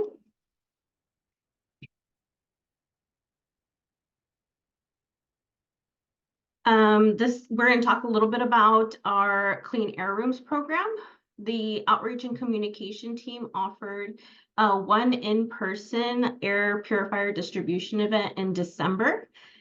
We partnered with the Water Bill Assistance event, and this was held by the City of Shafter. And it was also promoted through the Shafter Lions Club. This event took place on December 7th, and we offered residents assistance to apply to the Clean Air Rooms program, and they had the opportunity to take home an air purifier that same day. As you see here, 82 residents applied for the program that day, and 50 were able to take home the air purifiers. So we will continue to do these events. Next slide. We are continuing to do these in-person events. And that being said, we've confirmed 2 events in January in the city of Shafter. On January 12th, we will be doing the Shafter Family Resource Center distribution, and this is the food distribution. And we will also be distributing these air purifiers in person. The event will take place on the corner of Atlantic and North Valley from 9 to 11 a.m. And we will have a second event on January 25th, and this will be during the Jesus Saves food distribution. And this event will take place at 425 South Shafter Avenue, and this is from 3 to 5 p.m. We can share these flyers with you guys if you haven't received them already. And we'll continue to share future events with the CSC. If you know of any events or agencies that would like to host a air purifier distribution event, feel free to reach out to me or Rocio or even Stephanie. I'll drop my contact information in the chat for you guys. Do you guys have any questions? Great. Any questions for Michelle or Stephanie about vegetative barriers or the wood stove change out or the air purifiers?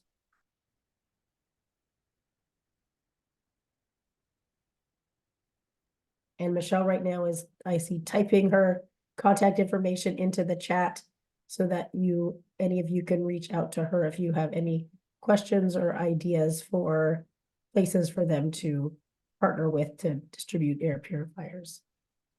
Thanks, Michelle. And we'll plan to send out an email with all of the information for these events for you all to share with your friends, your neighbors, your families who haven't signed up for the program yet. And yeah, just continuing to reiterate, if you have any events in the community, please let us know. We'll definitely look into it. And we want to go to more events and pass out these purifiers. So let us know if you know of anything happening in the community.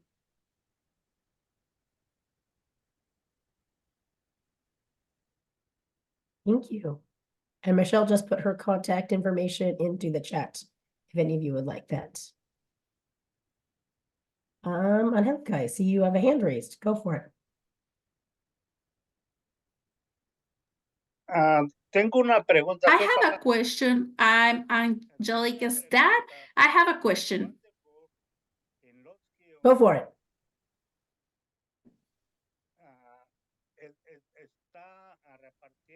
They're giving away air purifiers, but it's only for people who live in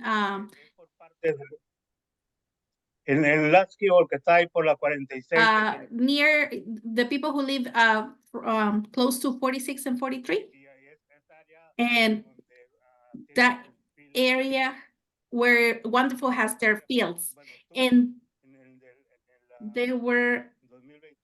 there in 2023, they were giving away those, but only for the people from the fields. How they did that to obtain them from you, maybe if you have that information, that's just a question. Stephanie, it looks like you have an answer.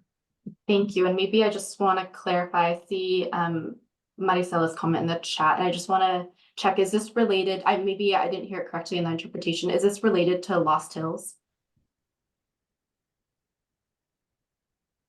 I Son think it's, las personas que viven the en people who live in Lost Hills Yeah. I work in that area. Got it. And that's why I was commenting to the people from work. I was asking them if Lost Hill was part of Wonderful, and if Wonderful was giving away those devices, you have to take advantage now. And here also in Shafter we have that, but I don't know if you qualify for that. Yeah. And I let them know those two options. And they're asking to many things to be able to provide them. And an area of Lost Hill is part of Wonderful, and they have their own town there in their own land. And they were putting down trees in the field so they can build houses, and maybe it's for their own people. So you let me know. Thanks for your question. Maybe I can help clarify, and then yeah, Mari, let me know if this is responding to answers all the questions. But we do have our air purifier program, the one that gives away free air purifiers to residents within our Shafter AB 617 community. So that's a program that we have. A couple of months back, there was in the community of Lost Hills a fire that was, it led to smoke in the community. And as a result of that, the company Wonderful ended up purchasing on their own and distributing to residents air purifiers. So those are two separate efforts that are happening. The air purifiers that were given away in Lost Hills is not part of AB 617, but was in response, kind of something that Wonderful took on their own. Does that answer your question?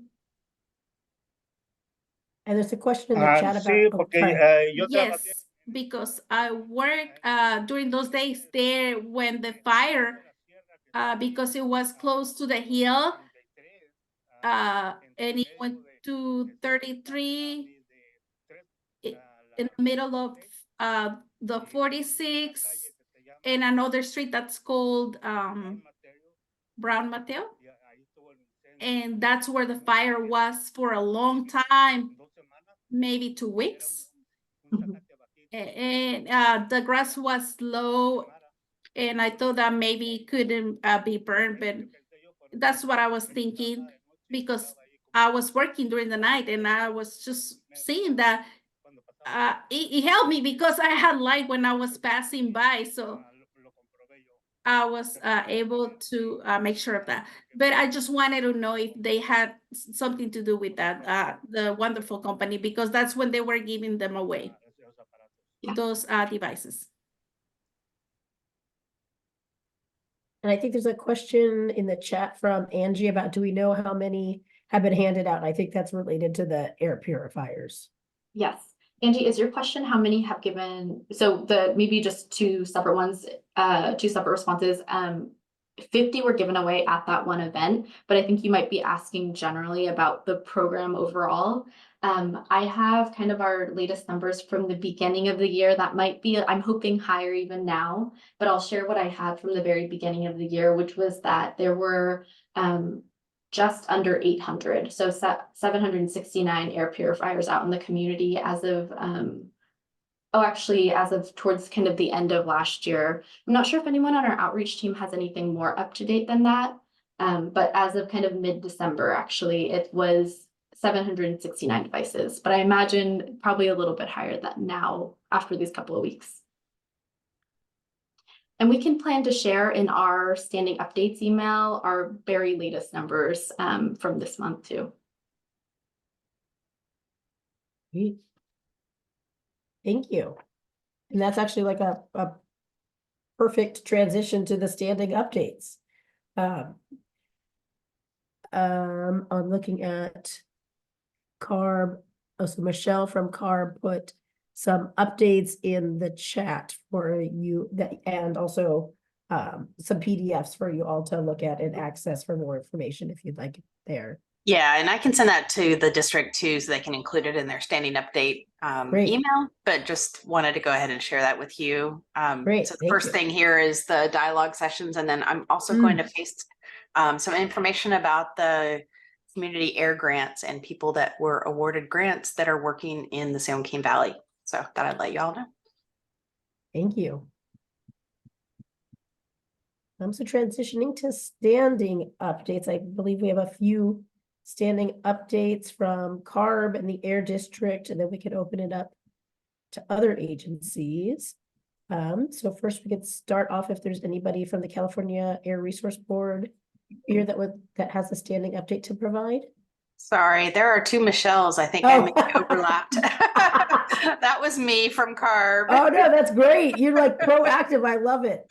I'm writing it down so people can see it and read it in addition to hearing it. Yes. Yeah, I will. I'm going to be sending that second one right now. Great. Yeah, if anybody has any other questions or anything too, just let me know. And Michelle, this is Stephanie. Regarding the community engagement model sessions, my understanding is there are also in-person sessions happening throughout the Valley, correct? Well, sort of. There are not throughout the Valley any longer because of the budget budget cut that came down. Basically is now not allowing us to have in-person meetings. And so we have transitioned to having more Zoom meetings, and we are trying to reach out specifically to the communities that we would have come in person, including some from San Joaquin Valley. We're able to do one in person at the Riverside location, which is probably not super convenient for most of you, but if you happen to be down there, we will be offering one there too.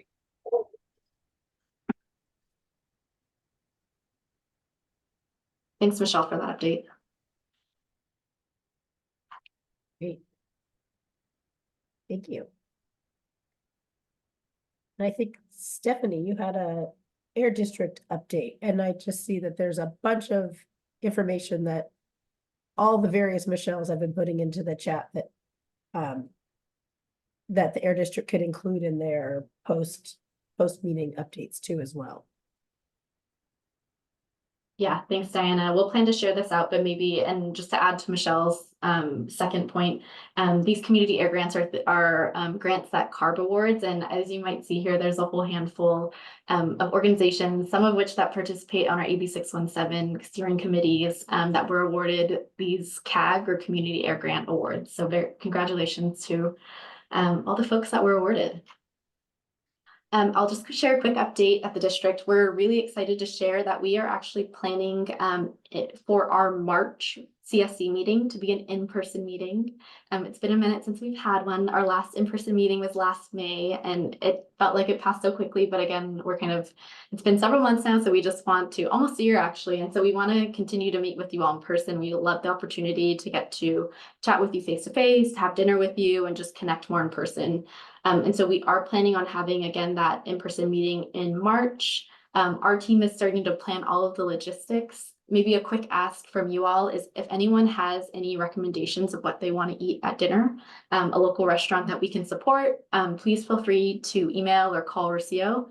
And we're coordinating all those logistics, and we'll plan to share out more information about this in-person meeting at upcoming meetings, and work with you all to plan for them in our agenda setting meetings.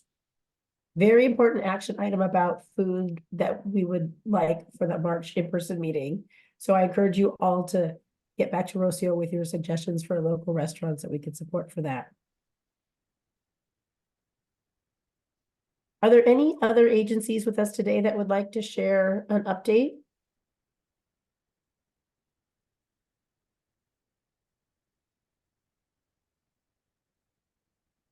Need to see if anybody's unmuting.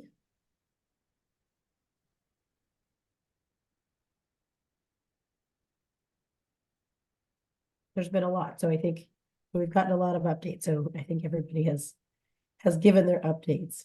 So I think that's it for the standing updates. Any questions from anyone about any of the standing updates that we just heard?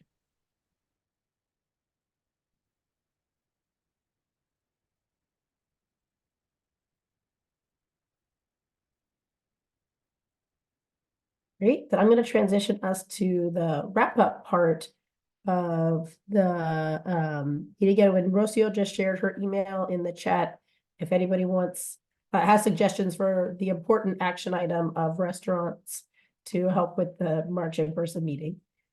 So I'm going to share my screen for the wrap-up part of the meeting. Y'all see my screen? Okay. So thank you. This has been, as always, a really engaging meeting, and we really appreciate all of you being so involved and so caring about your community and your community's air quality. So as we get to the end of our meeting, I'd like to share some next steps that are summarized in this slide. So the first one is that our next agenda setting meeting will be next Tuesday. I was gonna say March. We've been talking about the March meeting. Tuesday, January 16th at 4 p.m. on Zoom. And note that we normally have our agenda setting meetings on the Monday after the CSC meeting, but because next Monday is a holiday, we're going to have the agenda setting meeting on Tuesday instead. So Tuesday, January 16th at 4 p.m. via Zoom is the agenda setting meeting. And those, as Stephanie mentioned earlier in the meeting, are really great times for you all to provide feedback on what you want to hear and what you would like to talk about in the next meeting. And so encourage you all to attend if you cannot attend, and have suggestions for the next meeting or things that you'd like to talk about or things that you would like to share or anything like that. Please feel free to reach out to us, and all of our contact information is on the bottom of the slide, the Air District, as well as the Harder and Company facilitators.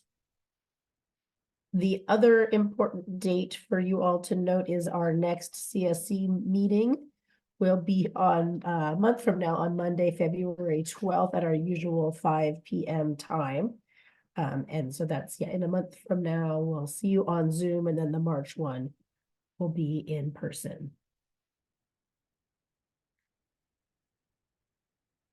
Any questions about our next couple of meetings?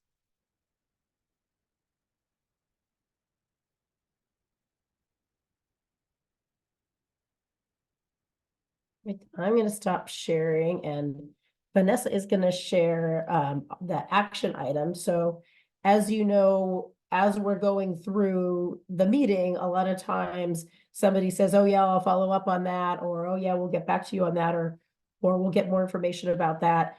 And while that's happening, we're writing down the action items, and so that we don't forget what all those things that we said we'd do. And then that's what Rocio reviews at the beginning of the meeting to make sure that we're actually getting all of those. And so Vanessa's gonna share her screen to talk through, talk about the ones that we wrote down for today. And we do take these in real time, so we might not get them exactly right. So that's one of the reasons why we want to share them with you all now, to make sure that we captured what you really meant. So take it away, Vanessa. Thank you, Diana. I'm gonna go ahead and share my screen now so y'all can see the action items. Can everyone see my screen? Is it legible? Yes. Okay, perfect. So we have several items for today, and as Diana said, we work hard to ensure that we are getting everything down, all of your requests and questions down quickly. And so we apologize in advance in case we might have misinterpreted something or we might have missed an action item. So for the first one, we have the Air District will check on how the city advertises location of the EV chargers. Second action item, Air District will check on how the public can access EV charger sites / charger site accessibility. So some of the topics related to EV charger sites that came up were, is there a fence around? Are they open 24 hours, etc.? So the Air District will be checking on those details. Next, the third action item is the Air District will share printed copies of the Dial-A-Ride program with CSC members. Fourth item, Air District will share information from Rocio about the city council meeting related to public transit needs. Fifth, Rocio Mosqueda will confirm if there will be interpretation services at the public transit needs city council meeting. And last, the Air District will put together a one-page summary for folks who want to participate in the program, and I believe that's the Vegetative Barriers Program, explaining what it is and what they need to do. Stephanie, I saw that you unmuted. Yeah, maybe I'll just put, or actually maybe if I could just suggest for the first action item, so it's a little more broad. I think the request is generally about maybe the Air District sharing how the public can learn about where chargers, how to access public chargers.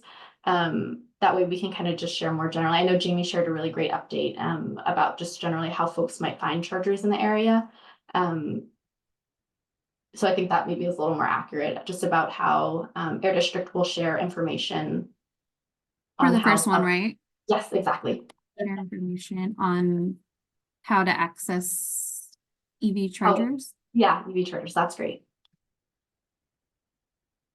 Okay, perfect. So that one is done. And oh, sorry, go ahead.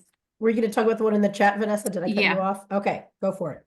Yeah, I see that Linda mentioned adding the vegetative barriers and Caltrans working with the city on sidewalks they're putting in. Okay.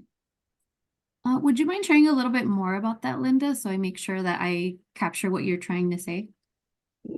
It was what I had brought up earlier where we've got the vegetative barrier money and it would be to help with the reduction of all the car emissions. The city is putting in the sidewalks north of Apple Market to help with PM 2.5. And so since they're laying down sidewalk, it might be a good opportunity for us to work on veg barriers or some kind of protection for all the car emissions.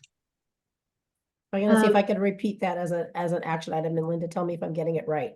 So I think the action item would be for the Air District to connect with the city on seeing if, as part of this sidewalk grant, vegetative barriers could be added between the street and the sidewalk. Yes. And there's a bike lane going in there too. Okay. And maybe I'll just add, I see Linda also mentioned Caltrans, maybe generally just the Air District will connect with the city and Caltrans on opportunities with the Vegetative Barriers Program. Thank you. I love this real-time action items. Awesome. Talk about collaboration. Thank you so much, Linda. Did that capture everything? I see a thumbs up from Linda. Thank you. Okay, perfect. Does anyone have any other items that they'd like to share that we may have missed, or maybe we misinterpreted one of the items and you'd like me to change the wording on that?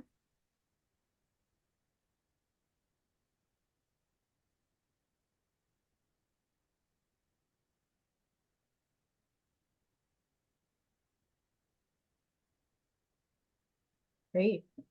Yeah, not seeing anything else. So I am going to go ahead and stop sharing my screen and pass it back to you, Diana.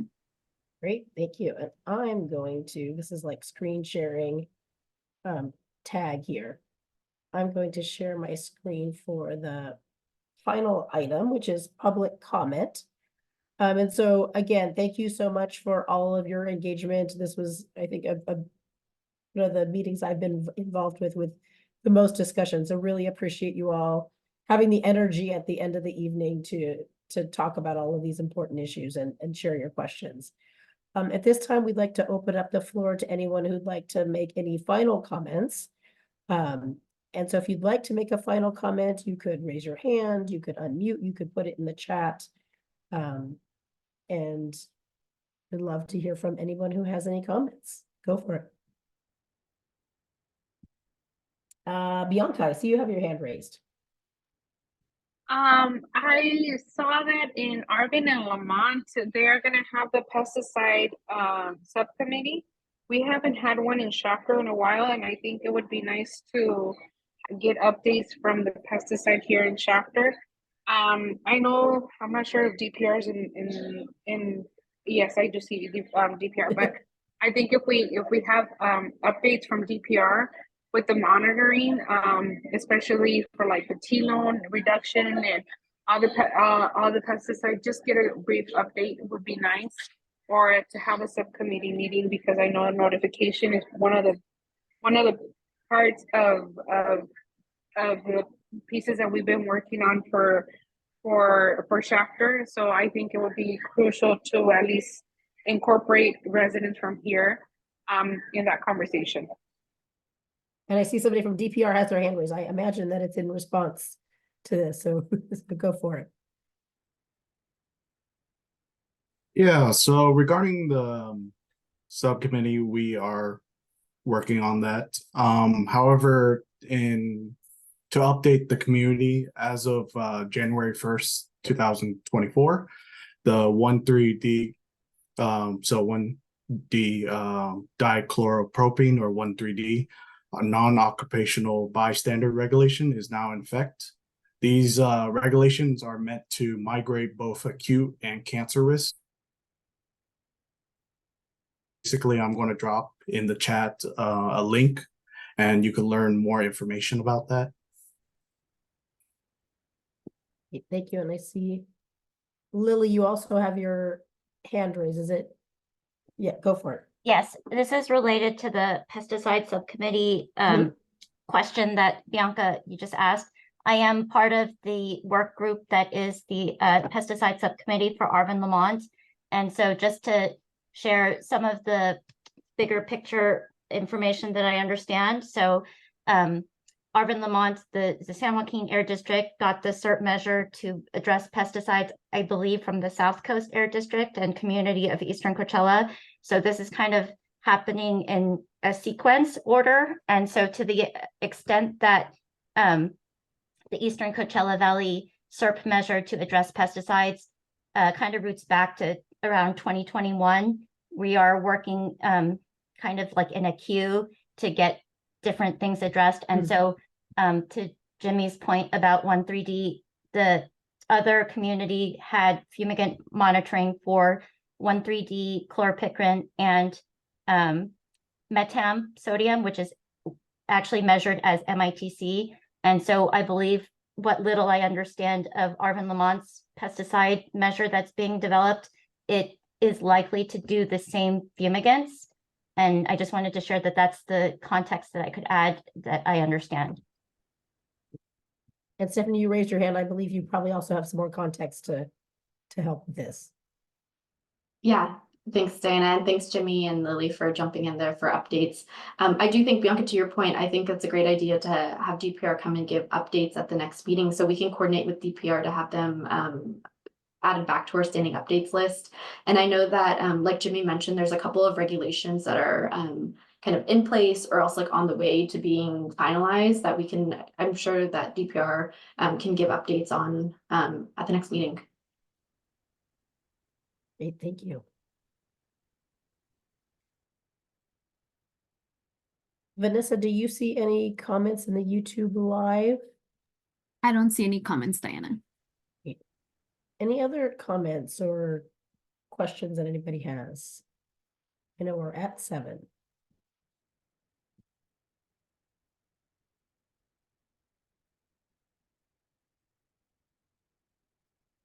And as a plug for the YouTube live, any of you or anybody else can watch any of the past meetings and recordings. If we talked about something that you were really interested in or didn't totally catch, you could always go back to the YouTube live channel that's listed on this slide, youtube.com/healthyairliving, and see any of the past meetings. You can see how you look in your little Zoom square, or hear how funny you sound on a recording, which is, always entertaining.